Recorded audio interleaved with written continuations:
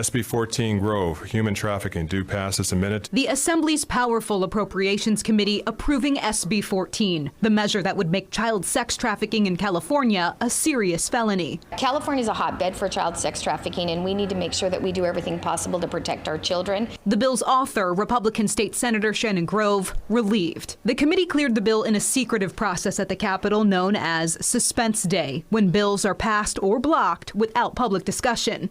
The committee made small changes to the bill to ensure victims, who sometimes are forced to help traffickers, are not criminalized. To make sure that anyone, including a victim, is not further victimized by being caught up in a situation where they need to have some relief as well. The whole purpose of the bill is to get these people off the street, especially if they're repeat offenders.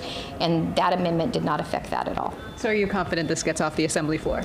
Well, I would hope so. The bill is already supported by more than half of the Democratic-led legislature, but it's one of the few Republican-written bills to survive the secretive Suspense Day.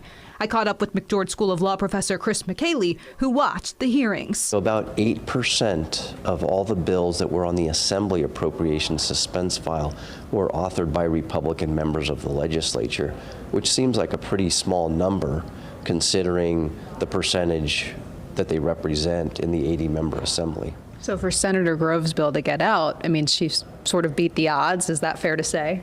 Most definitely. California lawmakers will now spend the next 2 weeks debating which proposals actually make it to the finish line, the governor's desk. It's not clear when exactly SB 14 will be voted on in the Assembly floor, but the legislative session ends September 14th. Reporting at the state capitol, Ashley Zavella, KCRA 3 News. So that bill was one of 759 bills that they sorted through today. About 75% of the bills did move on to the next phase of the lawmaking process.